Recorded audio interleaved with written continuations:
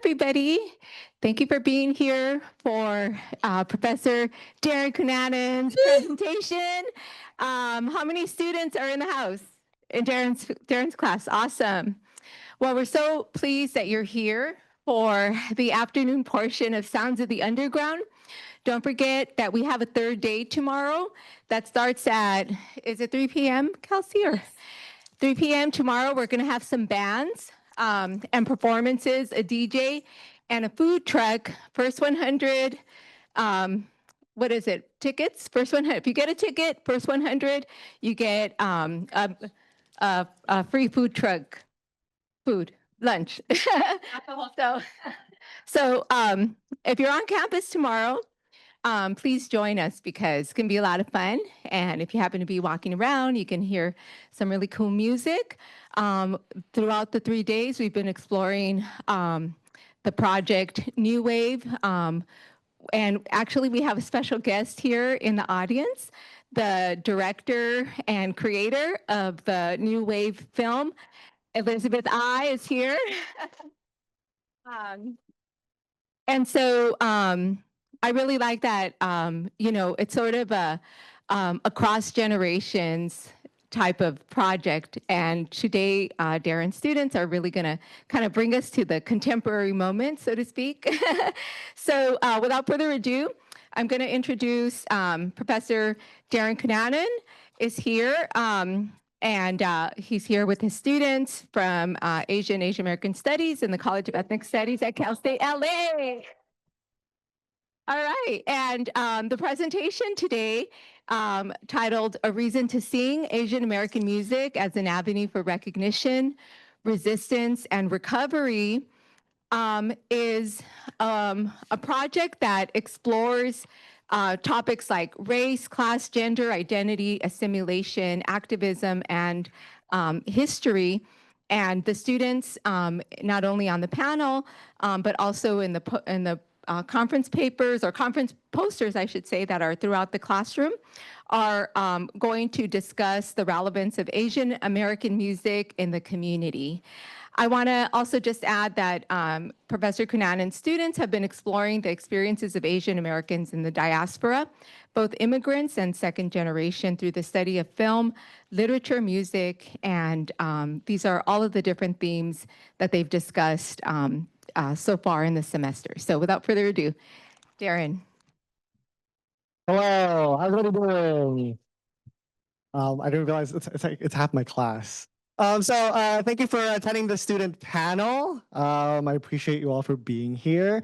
I just want to say a special thank you for Letty, Kelsey, and Azalea. Thank you for so much.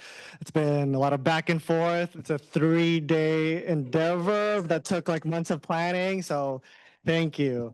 So these are my students from my Asian American pop culture class. So the purpose of this panel is really to highlight Asian American musicians and their songs, because in our media and even in our political ecosystem, Asian Americans and Asian American issues are often forgotten. Okay, often when we do have our Asian American pop stars, you have Bruno Mars, you have Olivia Rodrigo, right? They don't really speak about these issues or their identity too much, but the songwriters that do have something to say about their experiences being Asian American are often small, not as popular. So I wanted to highlight them here in this panel. They often speak to the issues about their identity, their gender, family, generational trauma, struggles with assimilation, but also some of them have something to say about the political moment, right? Music is often an avenue for Asian Americans to recognize their identity, come to terms with it, as an avenue for resistance, and be able to speak out about the current events, as well as an avenue for recovery from personal experiences and the historical trauma that their family might carry. Okay. So I have 3 panelists here who have done some research on their songwriters. We start with Derek. Okay.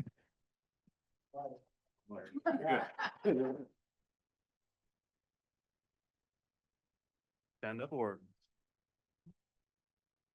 Hello, everyone. So I would like to thank everyone for coming out again. And I would like to thank Darren again for allowing us to present. So let me go this way. Yeah, I got it.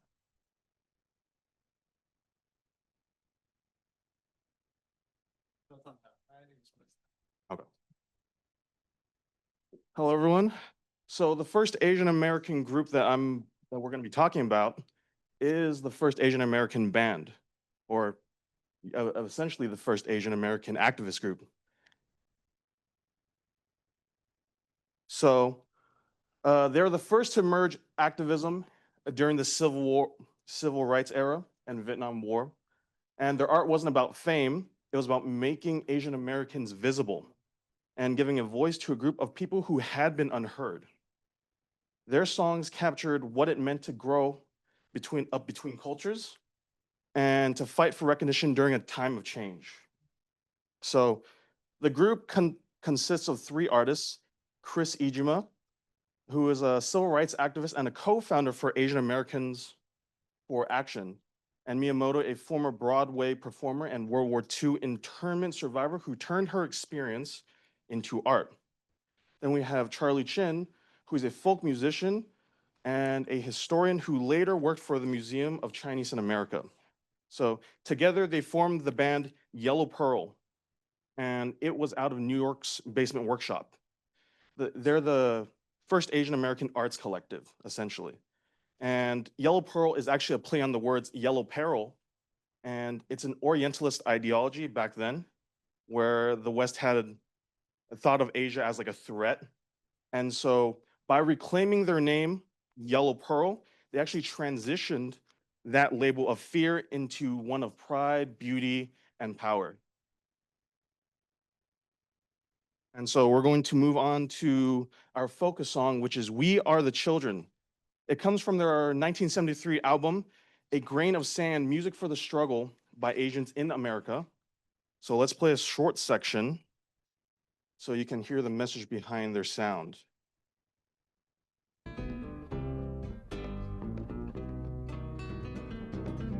Sing a song for ourselves. What have we got to lose? Sing a song for ourselves. We got the right to choose. We got the right to choose. We got the right to choose. We are the cousins of the freedom fighter.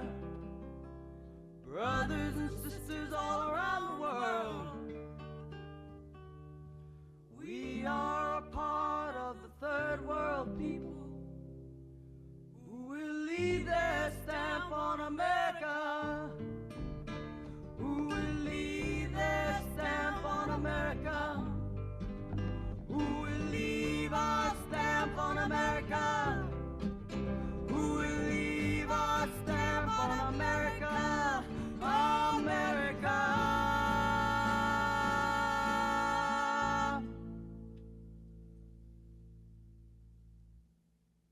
So that was a short snippet of their song, We Are the Children.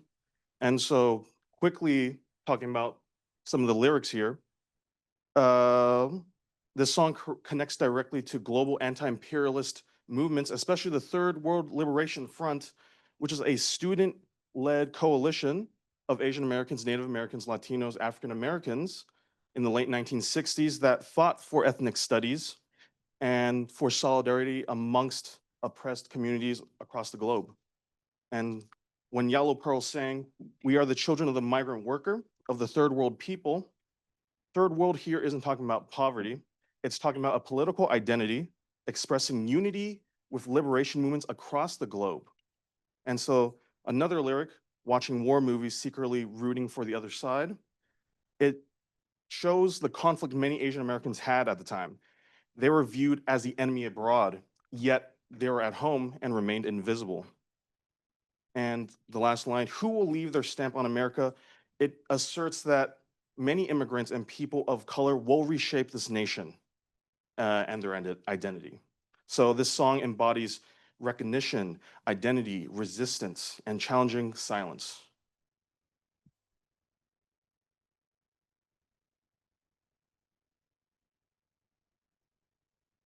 So some notable mentions, I'm just gonna go over this really quickly. So 2 other songs from the same album extend that same story. And Something About Me Today celebrates self-acceptance, and Wandering Chinaman honors forgone Chinese laborers. And so it turns historical pain into something that is for recovery. And to talk more on the themes of why this matters, why this is representational.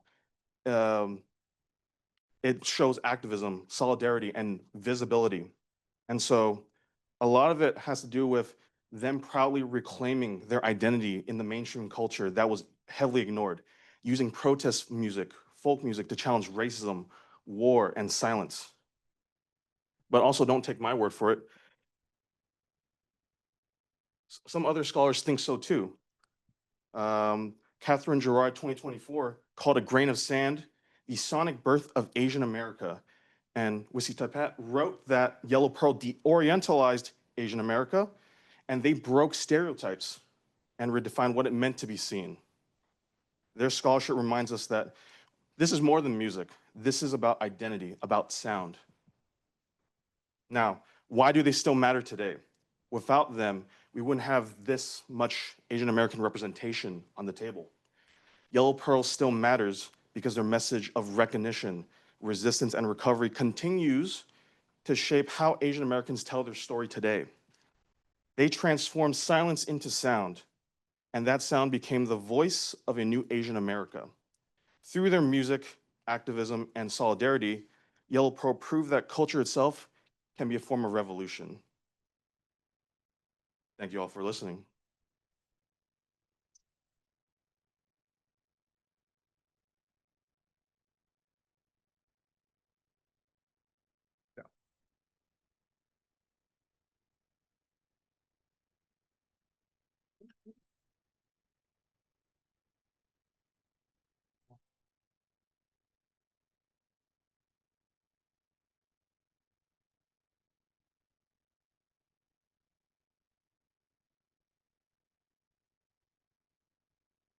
Could you open the chairs over here?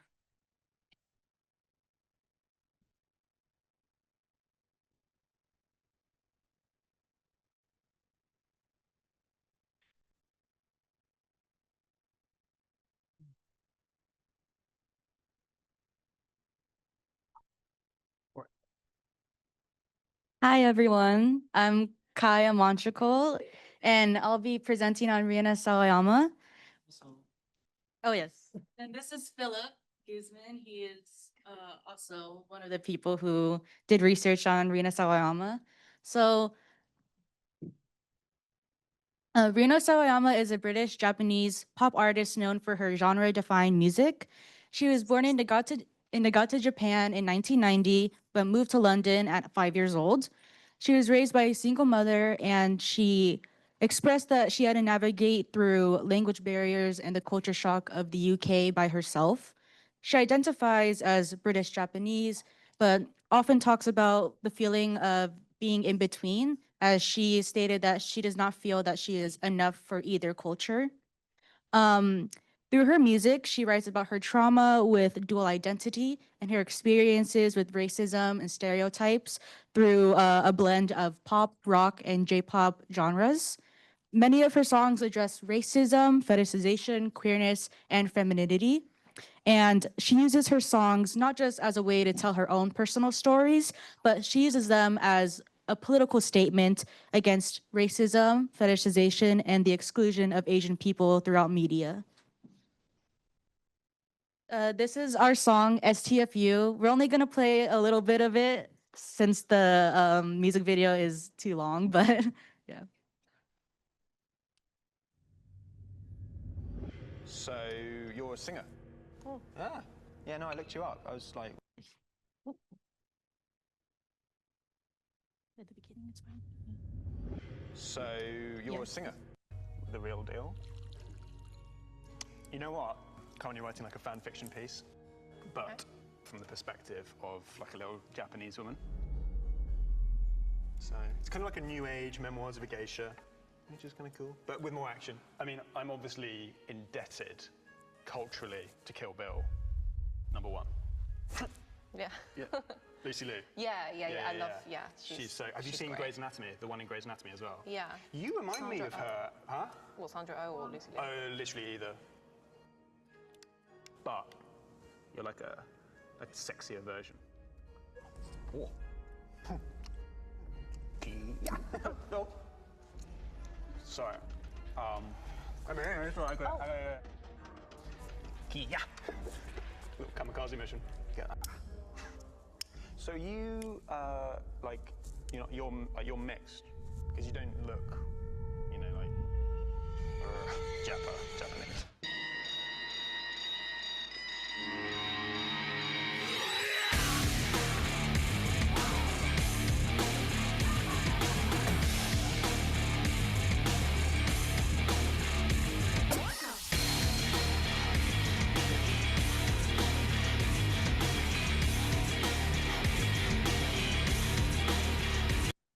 Okay, so this is a little rundown on the music video.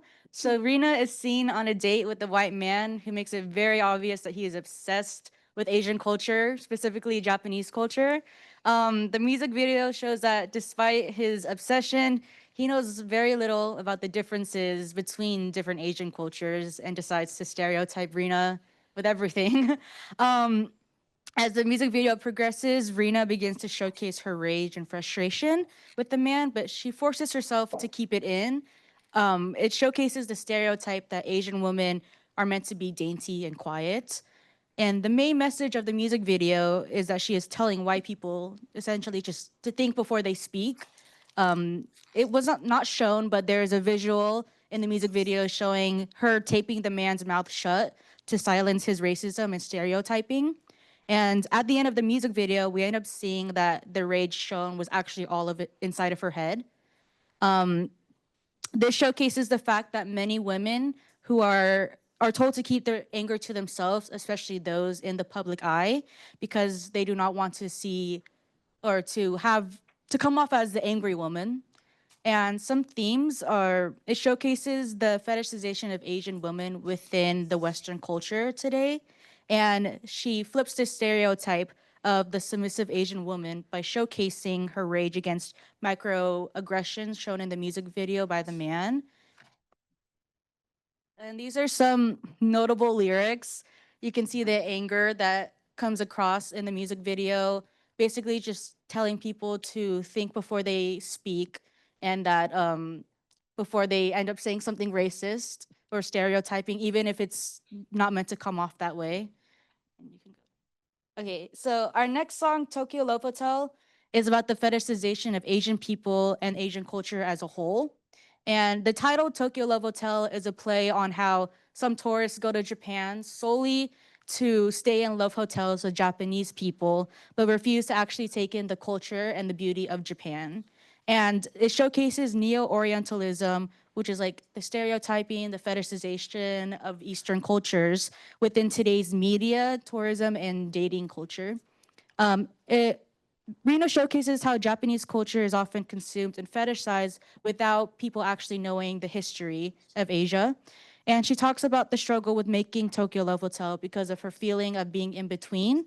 She expresses that although she was born in Japan, she feels that she is not Japanese enough to critique the Western world and how it fetishizes Asian cultures. And for our relevance, Rena's work is a compelling case study in contemporary Asian feminist expression and resistance.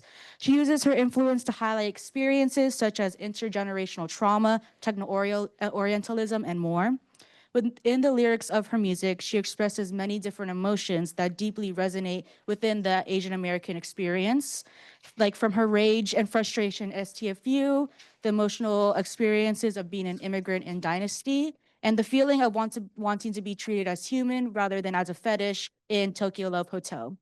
Through her music, she focuses on giving a voice to those who struggle with dual identity and racism, and she pushes back on stereotypes towards Asian people, but specifically towards Japanese people. Thank you. That's it. Thank you.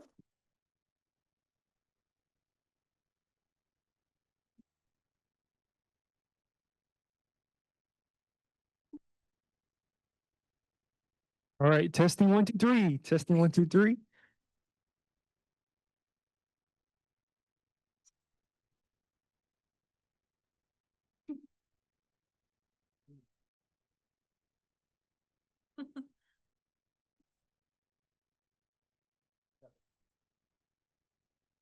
All right. Let's just start with a random question. Raise your hand if you know someone named Contrast. Okay, 1, 2. Okay, looks like we got a couple people here that know Contrast. So I'm Freddie, and today I'll be presenting on behalf of my group mates, Alion and Joseph there. Wave your hand for the people. Contrast comes from the streets of Brooklyn, specifically King's Plaza. He originally started making anime cultured rap, but he soon transitioned into Brooklyn drill music, which goes to our next slide.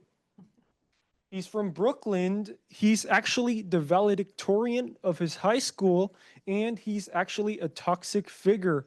Now, this begs the question. I know, right? Toxic figure, I know. So this begs the question, is he a cultural commodifier or is he a cultural caricature? Let's see. Who knows? In songs like Did It Again, along with Landed in Brooklyn, those are main examples which are used to portray him as cultural commodifiers and cultural caricatures. One song in particular, named Great, actually said this in a lyric: "Thank God that I found all my peoples who was teaching me right from wrong, because parents was busy at work. I never belonged."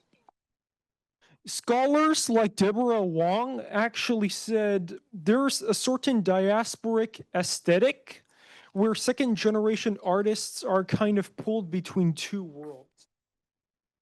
They're pulled between two worlds, and this is embodied in Contrast's music. Specifically, it's used in songs to process the tension between heritage and to process it between individuality. Now, Contrast embodies this best through his storytelling in songs like Did It in Brooklyn, right? Or Did It Again, Landed in Brooklyn. And his storytelling makes him kind of like an ambassador, using rap to serve and carve out a space for Asian American rappers in the hip hop scene. Yeah, but however, there's another side, right? There's another side where in songs like Landed in Brooklyn, he's using chopsticks and he's also using straw hats, and he even calls himself a chink. This is something that scholar Oliver Wong warns that exaggerating identity actually is used to make it more marketable to mainstream audiences. And not only that, but in his song Valedictorian, he uses the idea of model minority and uses his ability to rap in Mandarin to basically explain his heritage. Stuff like referencing Rush Hour along with Shaolin and Yao Ming are also present in these music videos, which further reinforces my claims. Now, we're going to be playing a song by Contrast. The song we chose is Did It Again. Did It Again is a hard contrast, you get the pun, contrast to commodification that we just talked about. It blends both sides perfectly. Basically, what happens is we try to bring both sides, and specifically in this video, we're able to dissect it. For example, you can see in this video, I'm just going to start pointing them out. Yeah, so I'm just going to point this out. As you can see in this video, he is surrounded in a Brooklyn, in I think it's Brooklyn, specifically in the King's Plaza area. And he has dim sum, which is originally a Chinese dish. Yeah,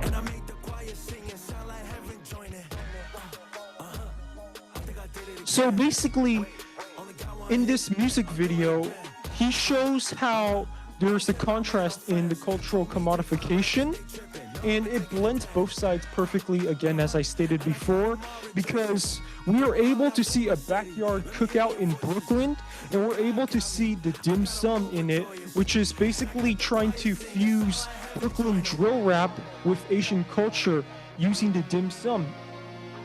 It has tea, it has drill energy, and it has a bunch of different stuff as well.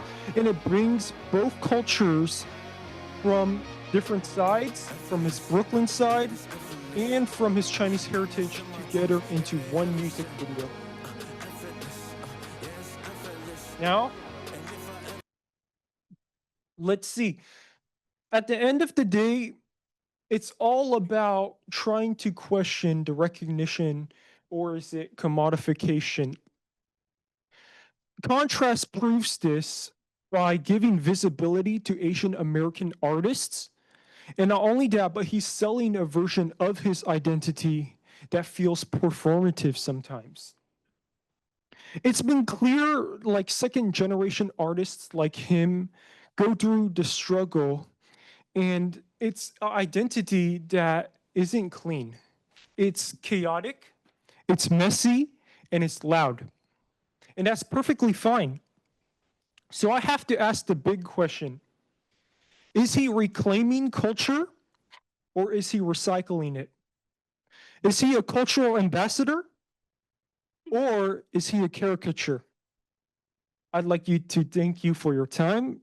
I'd like to thank Darren for his time. And I'd like to hand this back off to you. Okay. Thank you. Good job, Freddie. Good job, Derek. Good job, Kaya, Philip. Thank you guys for pulling this together. Right. I feel like your slides are all of your slides are much better than mine. Right? So just give me a second.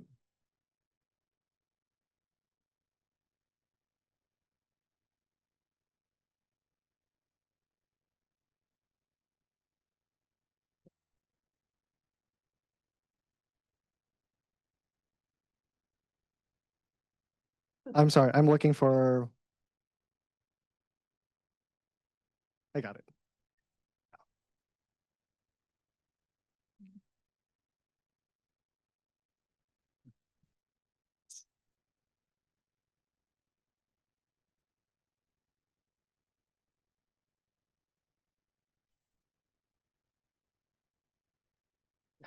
Thank you.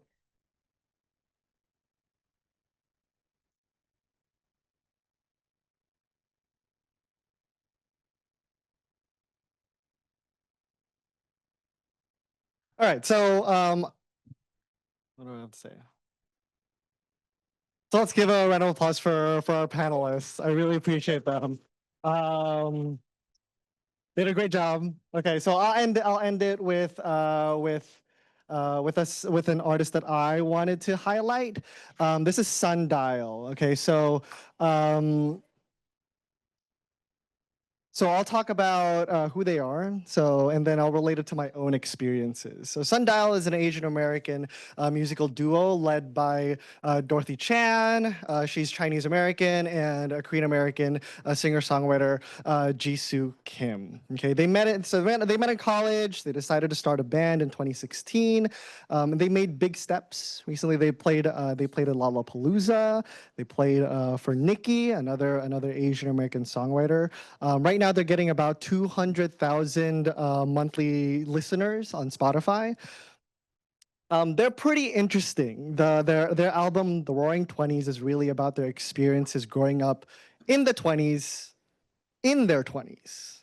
Okay, so 2020s, okay, and they're being around 20, okay. Thank you. Okay. So it's born out of the experiences growing up in America. The song 24 talks about not having a job, not having relationships. Dear Parents is sort of a love letter, but also to their parents, right? So it's about they're coming to terms with their family experiences, but also there's a question of how they want to raise their children, because of how they grew up.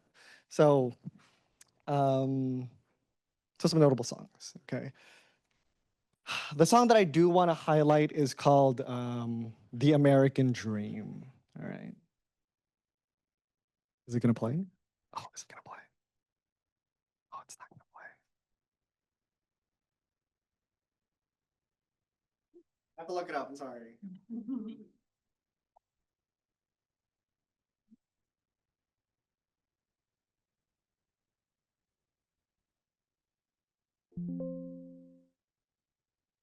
Okay.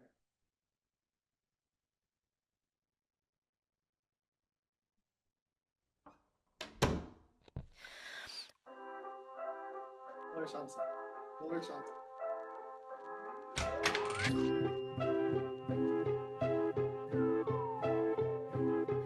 I used to always pinch my nose 20 times before I sleep, 'cause mom said it would make me look just like all the girls on the screen.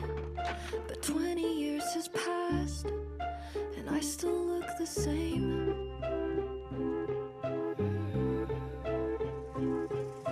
Had an accent as a kid, took 5 years to get rid of it. Take it as a compliment when they think I'm American. Oh, land of the free, just not for me.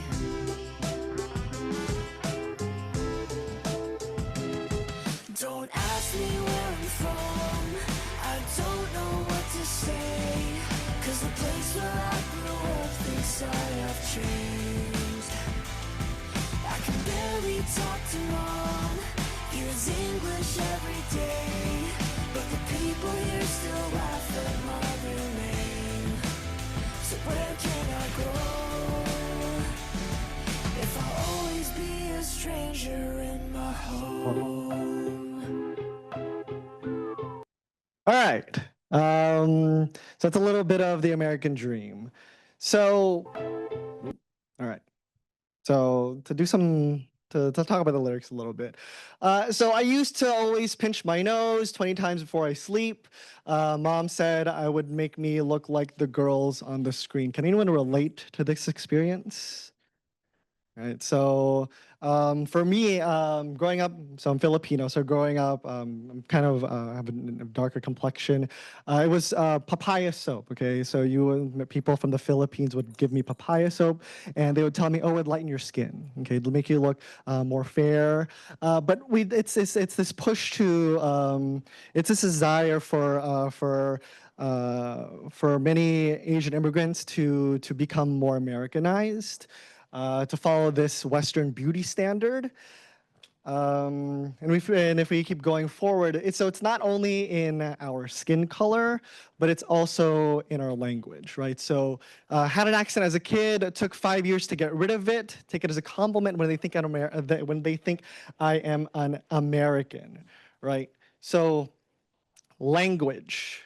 And this desire to assimilate, to sound more American. For me, at some point, sometime in middle school, I lost my accent, and people from the Philippines would tell me, "Oh, he's Amboy. Okay, he's an American boy." All right. So me not being able to speak English, Tagalog was part of that.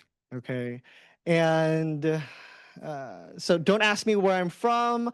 I don't know what to say because the place I grew up thinks I have changed. I can barely talk to mom, use English every day. Who here still speaks their native language? Okay, good, right? So I had to do my best to reclaim that, to take that back. So after I realized I lost it, watching a lot of Filipino television. We had TFC, it's the Filipino channel, all right? And was watching dramas just so I can get it back, okay?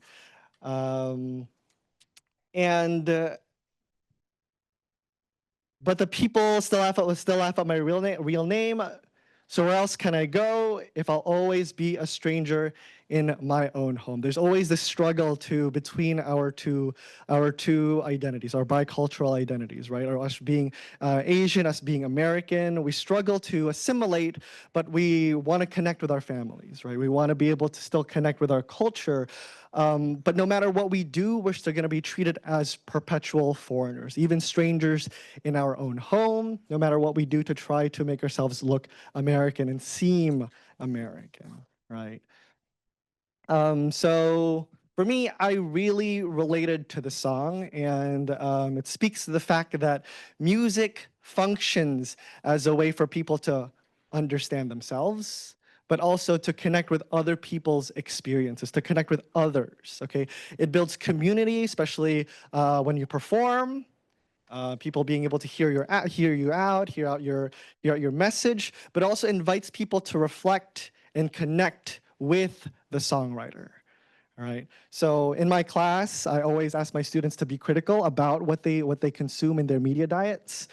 So for me, my ask is for you all to listen to the lyrics, what you're listening to, but also try to connect to the music, right? There's an avenue here to recognize who we are.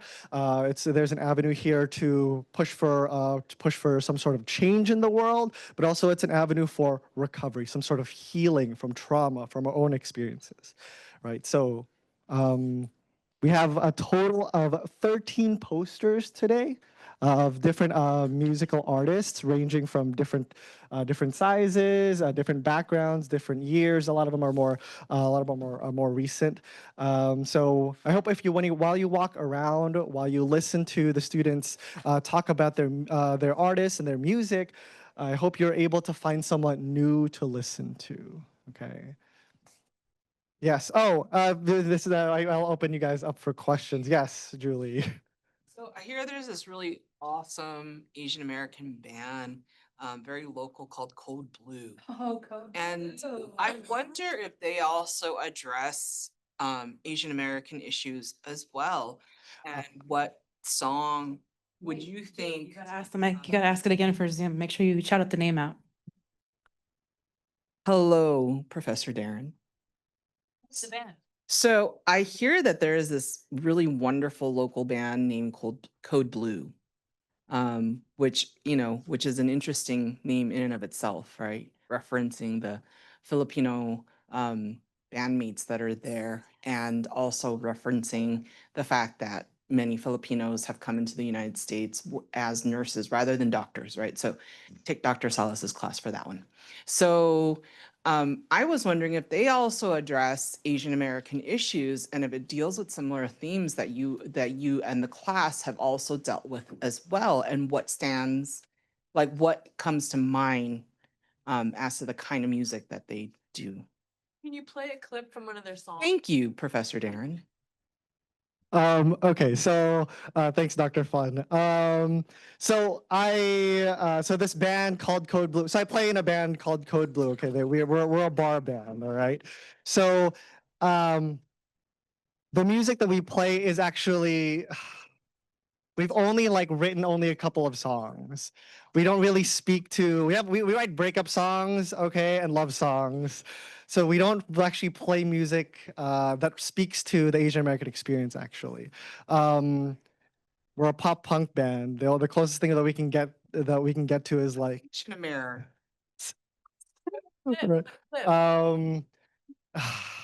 just because you guys are asking. Oh look. Put us on. Perform it. That's what. Oh, there's one live. We're not doing the live one. Okay, so this is one of our more popular songs. I'll play it. Oh my gosh, this has me in it.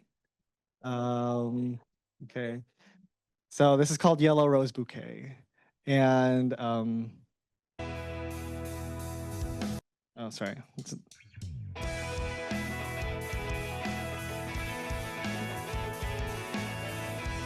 That's me. That's our drummer, our pianist, my brother's a guitarist, that's our singer.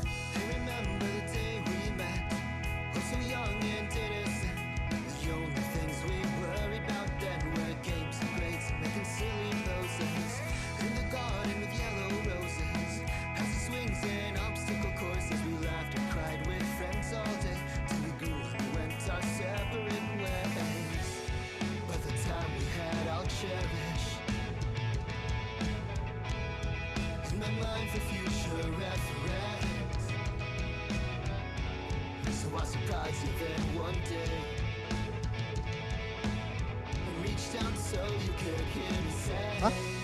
Oh, do not sing in this. take this yellow rose bouquet, a symbol of my gratitude and care for you, for the smiles and tears of all the innocent days in May. This All right. yellow So we'll stop here. All right, I'm getting the call. Okay, so we don't, but there are definitely bands that do. So I think in our local scene that there is actually Zosimo is one of the more politically active musicians in the scene. He does a lot of. He speaks to the political moment, but a lot about talks about like the history of colonialism, but also martial law, the martial law times in the Philippines. So yeah, so my band doesn't, but others do definitely. Any other questions?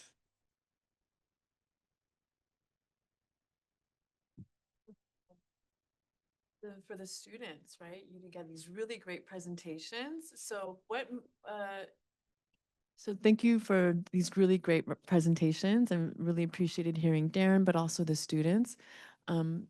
You three of you looked at three really different musicians, and I'm just wondering what your relationship was to the artists that you were looking at, if they inspired you in certain ways, did they make you think about things differently given the assignment? What was its impact on you as you were doing these projects with your team or even personally? Sure. So we're Yellow Pearl. It's the first Asian American band. So a lot of it has to do with representation. And so as an Asian American, sometimes it feels like we're not really represented that well. But nowadays, there's so many artists here that cater towards a lot of Asian American themes, reclamation, and all that such. So I think for me, it was just about reclaiming identity, a lot of that. For me, I've always been a big fan of Rina Sawayama. So when I saw that she was an option to choose from, I picked her immediately because I know a lot about her music and what she stands for. And she doesn't just talk about one specific topic. She talks about her being part of the LGBTQ plus community. She caters to just everything really. And she isn't scared to share her opinions politically and just her music is just amazing too. So I suggest everyone listen to her. She's very awesome. Yeah, so basically, we chose Contrast because Contrast has been in a lot of our social media recently and For You page. It's been pretty popular. And not only that, but we chose it because it blends both worlds. He talks about the struggles that some Asian Americans actually face. And it kind of is a way that we can actually portray ourselves. And over there, you can see in the poster, if you come look at our poster later, you can see actually the music video that we showed did it again, where we have the bamboo steamers for dim sum. And we also have Contrast, which is the only Chinese American in the cookout. Yeah. Thank you for your time. Yeah. Any other questions? Yeah. Simone.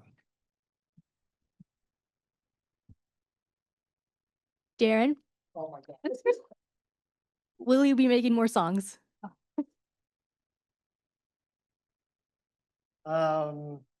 Like personally, by myself, yeah. But for the band, eventually, yeah, we're working on some. Yes. Yes. The posters. For the posters, did you require the artist be or the artist make music that's political or has a message? Yes, short answer is yes, right? So there's a list of themes that I asked my students to try to search for in their music. So each of these speak to some sort of they discuss something about their identity, something about activism, something about their history, right? So when you look around, there's gonna be a mix of that, right? Yeah. Many other questions?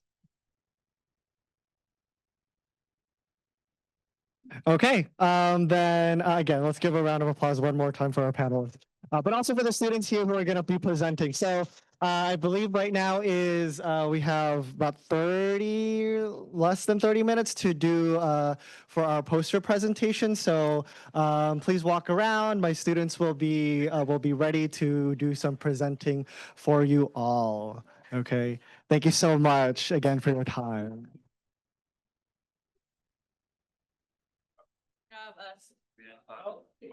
Bring it in. Come on.